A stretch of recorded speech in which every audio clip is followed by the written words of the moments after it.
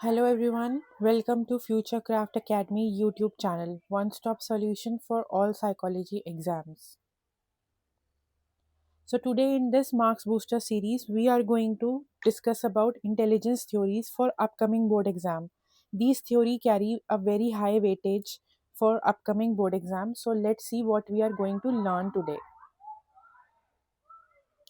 So our focus area for today's video is learning meaning and definition of intelligence, psychometric approaches to intelligence, one factor and two factor theories, primary mental ability theory, structure of intellect model, multiple intelligence theory, triarchic theory of Sternberg, pass model of intelligence, and at last we will see key takeaway for board exam preparation. What is intelligence? So let's start by defining intelligence. Question आता है paper में कोई भी अगर, तो आपको सबसे पहले उसमें ये देखना चाहिए कि उसमें क्वेश्चन में की टर्म्स क्या हैं और उन की टर्म्स को स्टार्ट करना चाहिए बाय डिफाइनिंग देम. उनका डेफिनेशन सबसे पहले लिखना चाहिए. सो अगर इंटेलिजेंस के ऊपर क्वेश्चन आता है, so we will start by defining intelligence. There are two ways we can define intelligence. In NCERT, Alfred Binet definition is given and Oxford definition is given. But दोनों में ही कुछ की टर्म्स हैं जो कि हमें हमेशा याद रखनी चाहिए जब भी हम कोई डेफिनेशन लिख रहे हैं तो. और समटाइम्स ऐसा होता है कि हमें एग्जैक्ट डेफिनेशन नहीं याद है, तो उन की टर्म्स पे फोकस करके हम अपनी डेफिनेशन भी लिख सकते हैं. बट मार्क्स सिर्फ तभी मिलेंगे जब उन की टर्म्स को हमने यूज़ किया हो अपनी राइटिंग में. तो I will underline what are the key terms. So Bennett defined intelligence as ability to judge well, understand well, and reason well. He focused on the mental operation involved in these processes rather than just innate, fixed or genetic aspect. Oxford definition कहती है the capacity of perceiving, learning, understanding, and application of knowledge, applying knowledge. This definition emphasizes both on receptive and active aspects of intelligence. So इन दोनों में की terms हैं capacity for perceiving, किसी भी information को perceive करना, उसको लर्न करना और उसको अंडरस्टैंड करना, याद करना, समझना और उस इंफॉर्मेशन को समझने के बाद अप्लाई करना. ये 3-4 की टर्म्स हैं जो हमारे इंटेलिजेंस को डिफाइन करने में इम्पॉर्टेंट हैं. अगर आप अपनी डेफिनेशन भी लिखते हो तो आपको इन की टर्म्स का यूज़ करके अपनी लैंग्वेज में डिफाइन करना है. While various definition exist, common thread मतलब वही की टर्म्स जो कि कोई भी इंटेलिजेंस डेफिनेशन को लिखने के लिए यूज होंगी, वो है capacity to learn from experience, adapt to new situation, understand and handle abstract concepts and use knowledge to manipulate one's environment. Let's move forward. The psychometric approach. Psychometric approach कहती है कि जो इंटेलिजेंस है, it's a collection of measurable abilities often quantified through single index. This traditional perspective focus on structural component of intelligence. So there are two types of theories, unifactor theory and two factor theory. जो हमारी psychometric approach है वो हमारे structure की, intelligence का structure किस तरीके का है उस पर फोकस करती है. तो यूनिफैक्टर थ्योरी कहती है कि एक सिंगल फैक्टर, इंटेलिजेंस एक सिंगल फैक्टर से प्रपोज्ड है, उसके अंदर सिर्फ एक सिंगल फैक्टर होता है जो उसको इन्फ्लुएंस करता है. तो यहाँ पे आपको रखना है यूनी मतलब होता है सिंगल, तो ये सिंगल फैक्टर की बात करता है. टू फैक्टर थ्योरी कहती है कि there are more than one factor of intelligence. Intelligence को सिर्फ एक सिंगल फैक्टर से नहीं डिफाइन किया जा सकता, there are certain other aspects also.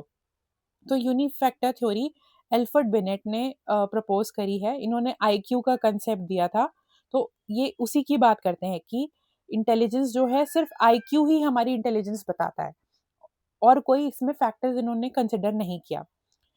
Over set of abilities applicable to any problem of individual might encounter, the foundational idea led to development of IQ test.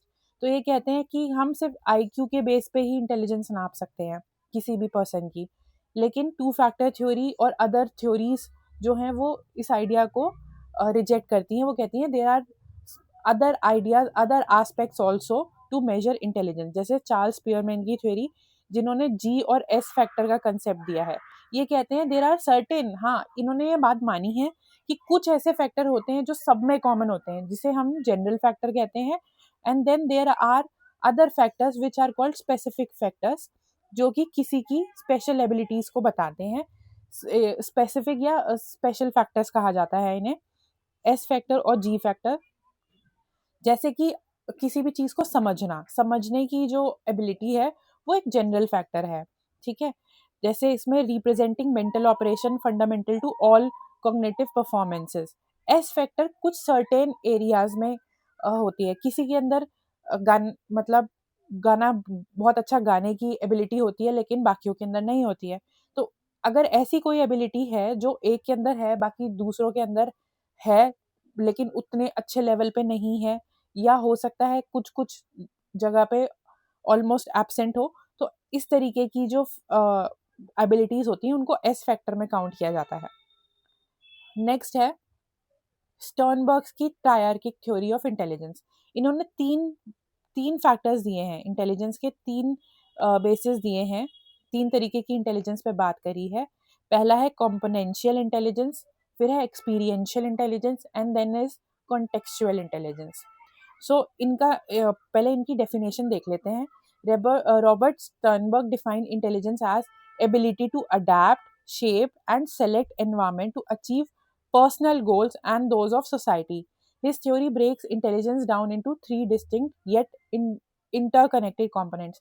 तो ये अलग तो हैं लेकिन ये एक दूसरे से इंटरकनेक्टेड भी हैं, 100% अलग नहीं है। सो रॉबर्ट स्टर्नबर्ग ने कहा कि एबिलिटी टू अडैप्ट, एनवायरनमेंट में अडैप्ट होने की एबिलिटी, शेप करने की एबिलिटी और अपना एनवायरनमेंट सेलेक्ट करने की एबिलिटी को ट्रायर्किक थ्योरी के थ्रू डिफाइन किया गया है। सो पहला है कॉम्पोनेंशियल इंटेलिजेंस। कॉम्पोनेंशियल इंटेलिजेंस में ये कहा है कि it is also known as analytical intelligence. Componential intelligence वो इंटेलिजेंस है जिससे हम कोई चीज एनालाइज करते हैं। इसमें होता है analysing information to solve problem, thinking analytically and critically. किसी भी इंफॉर्मेशन को एनालाइज करने की एबिलिटी, उसको एनालाइज करके फिर सॉल्व करने की एबिलिटी, और उसके अलग अलग एस्पेक्ट्स में किसी भी प्रॉब्लम को तोड़ के समझने की जो एबिलिटी होती है वो कॉम्पोनेंशियल इंटेलिजेंस कहा जाता है। इसके तीन पार्ट्स हैं, acquisition, Meta components and performance. Acquisition मतलब जो भी नॉलेज है, जो भी इंफॉर्मेशन दी जा रही है उसको एक्वायर करना। उसके बाद मेटा कॉम्पोनेंट्स मतलब जो इंफॉर्मेशन एक्वायर करी है उसको इवैल्यूएट करना और उसको मॉनिटर करना। इवैल्यूएट करना मतलब कि किस तरीके की इंफॉर्मेशन है, किस तरीके का उसके अंदर क्या क्या फैक्टर्स हैं, ये सारी हमारे मेटा कॉम्पोनेंट्स होते हैं। फिर जो हमने इंफॉर्मेशन एक्वायर करी है, जिसको हमने इवैल्यूएट किया है, उसको जब हम एग्जीक्यूट करेंगे, जब हम उसको अप्लाई करेंगे, तो वो एक परफॉर्मेंस कॉम्पोनेंट में आ जाता है। तो ये थी कॉम्पोनेंशियल इंटेलिजेंस। नेक्स्ट हम आते हैं एक्सपीरियंशियल इंटेलिजेंस के ऊपर, refer to as creative intelligence. This component focuses on using past experiences। ये वो component है जिसमें हम अपने past experiences को use करके आगे आने वाली problems को solve करते हैं। तो ये है experiential intelligence। जो भी हमारे past experiences रहे हैं उन सारे experiences को, past के experiences को future problems में apply करना, in short is called experiential intelligence। Next है contextual intelligence, often called as practical intelligence. इसको प्रैक्टिकल इंटेलिजेंस भी कहा जाता है। यहाँ पे आप ये तीन वर्ड्स भी याद रख सकते हैं। कॉम्पोनेंशियल इंटेलिजेंस को एनालिटिकल इंटेलिजेंस से याद कर सकते हैं, एक्सपीरियंशियल इंटेलिजेंस को क्रिएटिव इंटेलिजेंस से याद कर सकते हैं, और कॉन्टेक्चुअल इंटेलिजेंस को प्रैक्टिकल इंटेलिजेंस से याद कर सकते हैं। This involves dealing with environmental demands, कि जो भी सिचुएशन आ रही है उसके अकॉर्डिंग अडेप्ट करना, उसके अकॉर्डिंग अपने आप को ढालना, ये है प्रैक्टिकल इंटेलिजेंस। स्ट्रीट स्मार्ट्स, जैसे कि जो नई नई टेक्नोलॉजी आ रही है, पहले टीचर्स जो है बोर्ड पे पढ़ाते थे, लेकिन अब ऑनलाइन का, डिजिटल का ज़माना आ गया, तो टीचर्स अडेप्ट कर रहे हैं ऑनलाइन मोड में, जिस तरीके से मैं आप लोगों को पढ़ा रही हूँ। तो ये इस तरीके की चीज़ों को कॉन्टेक्चुअल इंटेलिजेंस में काउंट किया जाता है. Business sense emphasizing the ability to adapt to an environment और modify it according to needs. तो किसी भी नई सिचुएशन में अडेप्ट करना, उसके अकॉर्डिंग अपने आप को ढालना, ये सब कॉन्टेक्चुअल इंटेलिजेंस में आता है. सो ये थी Sternberg's triarchic theory of intelligence. Let's move forward. Next है Guilford's structure of intellect model. इन्होंने तीन तीन चीज़ों की बात करी है: operations, contents and products. NCERT में ये बहुत शॉर्ट में दिया हुआ है. आगे मास्टर्स और बैचलर्स में इसको काफ़ी डीप में पढ़ा जाता है. बट आपको यहाँ पे ये याद रखना है कि ऑपरेशन के 6 कंपोनेंट्स होते हैं, कंटेंट के 5 कंपोनेंट्स होते हैं एंड प्रोडक्ट के भी 6 कंपोनेंट्स होते हैं. लेकिन आपको सारे याद नहीं रखने हैं. आप सब में दो दो याद करके आगे ETC लगा सकते हैं, क्योंकि इतना डिटेल में नहीं दे रखा है. बट वी विल अंडरस्टैंड कि ये मॉडल है क्या. ये कहते हैं कि it is a systematic multi-dimensional structure. It proposes that intellectual abilities can be classified along 3 intersecting dimensions, yielding 180 different distinct abilities. तो इन्होंने इस तरीके का मॉडल जो है दिया है, जिसमें ये बोलते हैं कि ये सारी एबिलिटीज़ जो है एक पॉइंट पे, ये तीनों कंपोनेंट एक पॉइंट पे इंटरसेक्ट करते हैं, और ये सारे जो ऑपरेशन, कंटेंट्स और प्रोडक्ट हैं, ये सारे 180 डिस्टिंक्ट एबिलिटीज़ को बनाते हैं. और इनके इनके सब कंपोनेंट्स भी हैं. जैसे ऑपरेशंस का मतलब होता है व्हाट द रिस्पोंडेंट डज. कोई भी इंफॉर्मेशन अगर आपके सामने आती है, उस इंफॉर्मेशन को किस तरीके से आप समझते हो, उसको किस तरीके से प्रोसेस करते हो, वो होता है ऑपरेशन. वो सारी चीज़ें ऑपरेशन में आती हैं. Cognition, memory, divergent production, evaluation. जब भी कोई इंफॉर्मेशन आपके सामने प्रेजेंट हुई, आपने उसको याद किया, आपने उसको समझा, उसके सारे एस्पेक्ट्स को जाना, इवैल्यूएट किया, ये सब ऑपरेशंस में आता है. देन है कंटेंट्स. नेचर ऑफ मटेरियल और इंफॉर्मेशन. जो आपको इंफॉर्मेशन दी जा रही है, उसका नेचर कैसा है. विजुअल नेचर में प्रेजेंट है कि ऑडिटरी में. जैसे जो मैं इंफॉर्मेशन आपको दे रही हूँ वो ऑडियो विजुअल है, और आप देख भी पा रहे हैं और आप सुन भी पा रहे हैं. सो जो इंफॉर्मेशन दी जा रही है उसका नेचर किस तरीके का है, सिंबॉलिक, बिहेवियरल. तो ये सारा पार्ट आता है कंटेंट्स में. देन होता है प्रोडक्ट. जो इंफॉर्मेशन आपको मिली, आपने उसको किस तरीके से ऑपरेट किया, फिर किस तरीके का कंटेंट था, और इन दोनों के बाद आता है कि प्रोडक्ट क्या निकला. मैं जो आपको चैप्टर पढ़ा रही हूँ, आप देख भी रहे हो, आप पढ़ भी रहे हो, इसको आपने किस तरीके से प्रोसेस किया, प्रोसेस करने के बाद उसका रिजल्ट क्या आया. तो वो फाइनल जो रिजल्ट होता है वो प्रोडक्ट की फॉर्म में होता है. Units, classes, relation, system, transformation. जैसे आपको ये सारा सब कुछ पढ़ने के बाद एक ट्रांसफॉर्मेशन हुआ, एक डीपर लेवल की अंडरस्टैंडिंग हुई. You will be able to write better answers. So this will information processing किस तरीके से हुई, this will be part of product. Let's move forward. Next आती है सबसे यूनिक और सबसे, मैं कहूँगी कि डाइवर्स थ्योरी, जिसे गार्डनर ने दिया है, Gardner's theory of multiple intelligence. इन्होंने इंटेलिजेंस के 8 कंपोनेंट्स दिए हैं. 9th भी है जो कि एनसीईआरटी में नहीं है, लेकिन मैं आप लोगों को बताऊंगी.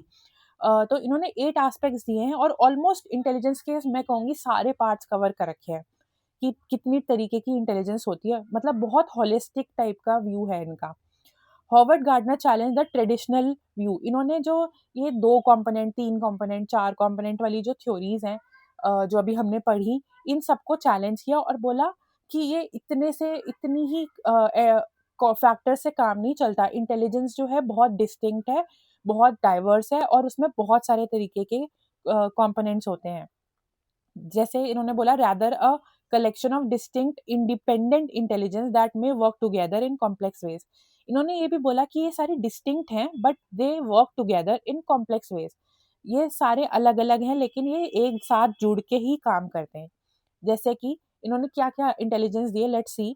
इन्होंने दिया लिंग्विस्टिक इंटेलिजेंस. लिंग्विस्टिक इंटेलिजेंस मतलब जो भी वर्ड स्मार्ट, आर्टिकुलेट बेटर, जो जितने भी अच्छे ओरेटर होते हैं, स्पीकर होते हैं, आपने देखा होगा बहुत लोग बहुत अच्छा बोल पाते हैं, लैंग्वेज को बहुत अच्छे तरीके से हैंडल कर पाते हैं, अच्छा लिख पाते हैं, वो सारे लिंग्विस्टिक इंटेलिजेंस में आता है। वो सारा एस्पेक्ट उनकी लिंग्विस्टिक इंटेलिजेंस बहुत हाई होती है। तो वो अच्छे पोएट बन सकते हैं, अच्छे राइटर बन सकते हैं, स्पीकर बन सकते हैं, नरेटर बन सकते हैं। तो ये सब कंपोनेंट्स आते हैं लिंग्विस्टिक इंटेलिजेंस में। देन आता है लॉजिकल मैथमेटिकल इंटेलिजेंस, जिसमें मैथमेटिक्स से रिलेटेड, प्रॉब्लम सॉल्विंग से रिलेटेड सारे कंपोनेंट्स आते हैं। इन लोगों की साइंटिफिक थिंकिंग होती है, प्रॉब्लम सॉल्विंग अप्रोचेस होती हैं, ability to think logically and abstractly. तो ये सारे जो होते हैं इन आगे फ्यूचर में साइंटिस्ट बन सकते हैं, मैथमेटिशियन बन सकते हैं, इंजीनियर्स बन सकते हैं। तो ये सारी इस तरीके की इंटेलिजेंस लॉजिकल मैथमेटिकल इंटेलिजेंस कहलाती है। देन है bodily kinesthetics, using the body flexibly creatively for expression और प्रॉब्लम सॉल्विंग। यहाँ पे हमारे सारे एक्टर्स, डांसर्स, सर्जन्स, एथलीट जिनका माइंड एंड बॉडी कनेक्शन बहुत अच्छा है, जो बहुत बॉडी को बहुत फ्लेक्सिबली यूज कर पाते हैं, इसमें हमारे सब सारे एथलीट्स, सारे तरीके के स्पोर्ट पर्सन जो भी बॉडी से एक्सप्रेस करते हैं, वो सारे इसमें आ जाते हैं। नेक्स्ट है हमारा स्पेशियल। स्पेशल में आता है विजुअलाइजिंग इमेज, जिनकी इमेजिनेशन पावर बहुत अच्छी होती है, पैटर्न्स को बहुत अच्छे से अंडरस्टैंड करते हैं, forming and transforming mental representation बहुत अच्छी बनाते हैं। इसमें कौन कौन आ सकता है? Pilot, sculptures, painters, architects, artist, ये सारे स्पेशल इंटेलिजेंस में आते हैं। नेक्स्ट है other more types of multiple intelligence are musical, interpersonal, intrapersonal and naturalistic. Musical में आता है जिनके अंदर सेंसिटिविटी होती है रिदम को लेके, पिच को लेके, साउंड को लेके, and they are able to produce, create and manipulate musical elements. So उनके अंदर होती है म्यूजिकल इंटेलिजेंस। नेक्स्ट है interpersonal intelligence, understanding subtle aspect of others. Interpersonal और इंट्रापर्सनल में कंफ्यूजन होती है, लेकिन इंटर का मतलब होता है एक दूसरे के साथ, दो अलग अलग पर्सन्स के बीच में, जैसा मेरा आपके साथ, आपका मेरे साथ। इंट्रापर्सनल में हमारी खुद की अंडरस्टैंडिंग, मेरी अपने बारे में अंडरस्टैंडिंग, आपकी आपके खुद के बारे में अंडरस्टैंडिंग, वो आता है इंट्रापर्सनल में। इंटरपर्सनल वाले लोग बहुत अच्छे तरीके से बात कर पाते हैं, अपनी बात को बहुत अच्छे से रख पाते हैं, सामने वाले की बात समझ पाते हैं। ऐसे लोग पॉलिटिशियंस बन सकते हैं, काउंसलर्स बन सकते हैं। ये सारी तरीके की जो चीज़ें होती हैं वो आती हैं इंटरपर्सनल इंटेलिजेंस में। फिर आता है intrapersonal intelligence, deep understanding of one's own feeling, motives, desires, profound knowledge, internal strength, अपनी लिमिटेशन जानना, ये सब इंट्रापर्सनल में आता है। देन है फिर naturalistic, sensitivity toward natural world and awareness of one's relationship with nature. ऐसे लोग hunters, farmers, botanist, environmentalist, oceanographer, ये सब जो जो जो नेचर के लिए बहुत सेंसिटिव होते हैं, जिनको नेचर की बहुत अच्छी समझ होती है और उनका नेचर के साथ बहुत अच्छा कनेक्शन होता है। तो ऐसे लोगों के अंदर नेचुरलिस्ट इंटेलिजेंस बहुत हाई होती है। एक और इन्होंने इंटेलिजेंस की बात कही है जो कि हमारी बुक में नहीं है, उसको कहते हैं एग्जिस्टेंशियल इंटेलिजेंस। कि हम ये उन बातों पे फोकस करता है, थोड़ा फिलोसफिकल बातों पे, कि हम क्यों हैं, हम हमारा लाइफ में क्या एस्पेक्ट होना चाहिए, थोड़ा सा ह्यूमनिस्टिक काइंड ऑफ व्यू जिन लोगों का होता है, जो लोग प्रीस्ट होते हैं और किसी भी तरीके की ह्यूमनिस्टिक टेंडेंसी, जिसमें दूसरों की मतलब बहुत गिविंग पर्सन होते हैं, जो लोगों का भला करना चाहते हैं, वर्ल्ड का भला करना चाहते हैं। इस तरीके की इंटेलिजेंस को एग्जिस्टेंशियल इंटेलिजेंस में काउंट किया है, जिसके ऊपर इनकी रिसर्च अभी चल ही रही है। सो अभी ये इसमें नहीं है, but this is the 9th type of intelligence ही हैज टॉक्ड अबाउट। देन आता है पास मॉडल ऑफ इंटेलिजेंस। इसमें आपको 3-3-3 का रेशो याद रखना है।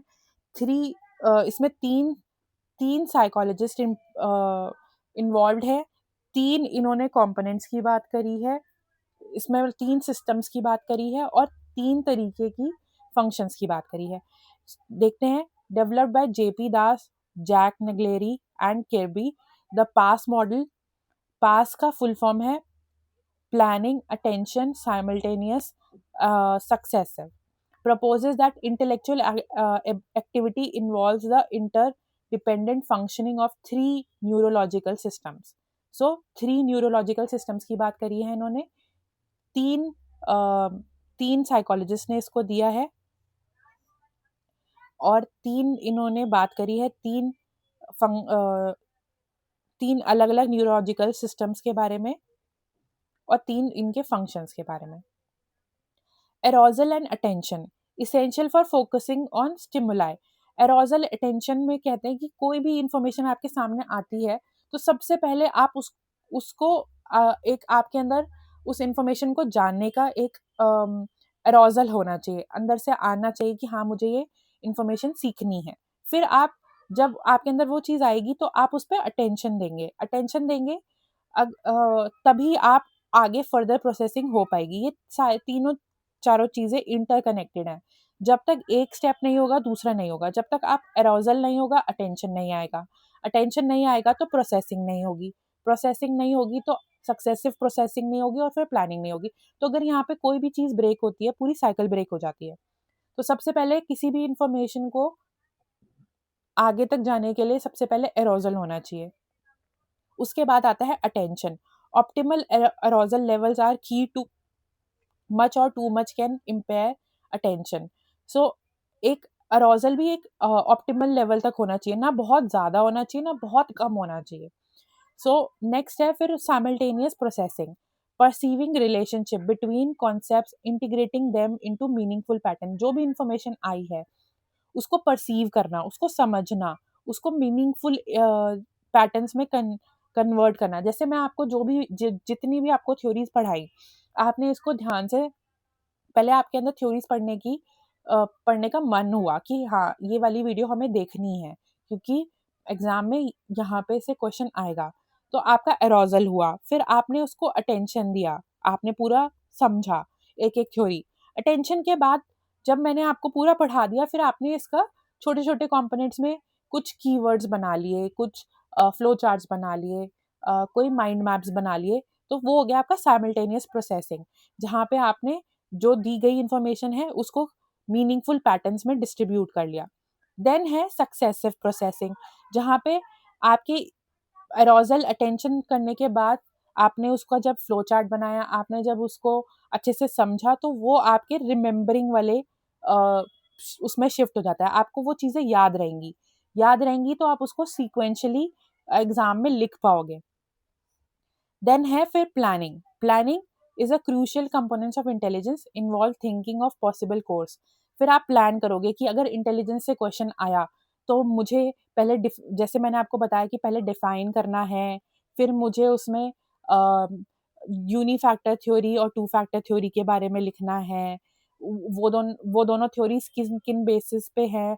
एक सिंगल फैक्टर पे, यूनिफैक्टर थ्योरी वन फैक्टर पे फोकस करती है, और बाकी थ्योरीज जो हैं वन और मोर फैक्टर्स पे फोकस करती हैं. फिर आपको एक एक करके स्टर्नबर्ग की थ्योरी 3 चीज़ों पे फोकस करती है. ऐसे करके आपको पूरा स्ट्रक्चर बनाना है. तो ये आपकी प्लानिंग हो रही है. जैसे मैं आपको बता रही हूँ ये एक प्लानिंग चल रही है कि मैं इस तरीके से अपना आंसर लिखूंगी. So this transformed into planning. जब आपने इंफॉर्मेशन परसीव कर ली, समझ लिया, उसके बाद आपने उसका फ्लो चार्ट बना लिया, उसके बाद आपने उसको रिमेंबर कर लिया, याद हो गई आपको, और आप पेपर में लिखने से पहले प्लान करोगे अपना स्ट्रक्चर. तो ये पूरा मॉडल इस तरीके से वर्क करता है. ये सारे आपको ये याद रखना है कि ये सारे इंटरडिपेंडेंट हैं. एक भी चीज़ अगर बीच में ब्रेक हो रही है या नहीं हो रही है तो वो दूसरे को अफेक्ट करेगी. आगे ये साइकिल नहीं बढ़ेगा. सो की टेक अवेज क्या रहे हमारे. Intelligence is multi dimensional. हमने सीखा इंटेलिजेंस मल्टी डायमेंशनल है, एक सिंगल फैक्टर पे बेस नहीं है. डिफरेंट थ्योरीज जो हमने पढ़ी उसमें यही पता चला है कि सारे जितने भी हमारे साइकोलॉजिस्ट हैं उन्होंने डिफरेंट फैक्टर्स के ऊपर में फोकस किया है. सो इससे ये तो प्रूव होता है कि इंटेलिजेंस सिंगल फैक्टर पे नहीं है. There are multiple factor and multiple dimensions of intelligence. Next है बियॉन्ड आईक्यू. जैसे अल्फ्रेड ब्रिग्नेट ने बोला कि सिर्फ आईक्यू से हमें इंटेलिजेंस पता चल सकती है, ऐसा नहीं है. मॉडर्न थ्योरी से emphasise practical, creative, social, emotional aspect. IQ से हमें एक एबिलिटी, एक एप्टीट्यूड इन सब चीज़ों का पता चल सकता है, लेकिन उसकी हिडन टैलेंट्स और सोशल एस्पेक्ट, उसका क्रिएटिव एस्पेक्ट, ये सब आईक्यू से हमें नहीं पता चलता। तो दी जो मॉडर्न थ्योरीज है वो फोकस करती है इन पर्टिकुलर एस्पेक्ट पे। नेक्स्ट है dynamic and adaptive intelligence is increasingly viewed as adaptive capacity. जैसे कि हमने पढ़ा कि इंटेलिजेंस एक अडेप्टिव कैपेसिटी है, टाइम के साथ बदलने की भी कैपेसिटी को इंटेलिजेंस में काउंट किया जाता है। Ability to learn, solve problem, adjust to ever changing environment. जैसे अभी हमने स्ट्रीट स्मार्ट की बात करी, जहाँ मैंने आपको एग्जांपल दिया कि टीचिंग जो है पहले ऑफलाइन ब्लैक एंड बोर्ड से अब सीधा जो है डिजिटल बोर्ड्स पे और इस तरीके से शिफ्ट हो गई है। सो ये सब अडेप्टिव एनवायरनमेंट और डायनेमिक एनवायरनमेंट में चेंज होना भी इंटेलिजेंस का पार्ट है। Understanding this theory enriches our appreciation for diverse ways individuals interact with make. ये सारी थ्योरीज को समझने से हमारी एक थिंकिंग ब्रॉडर होती है कि हमें ये हमेशा ध्यान रखना है कि इंटेलिजेंस सिर्फ एक एस्पेक्ट नहीं है। जैसे हम सिर्फ सोचते हैं कि कोई अगर मैथ्स में अच्छा है तो वो बहुत इंटेलिजेंट है, नहीं। There are different factors of intelligence that we should focus on while defining intelligence. So that's it for today's video. Thank you, and do watch full series. More uh, high weightage topics are coming soon. Stay tuned with this channel. Do like, share and subscribe. See you in the next video.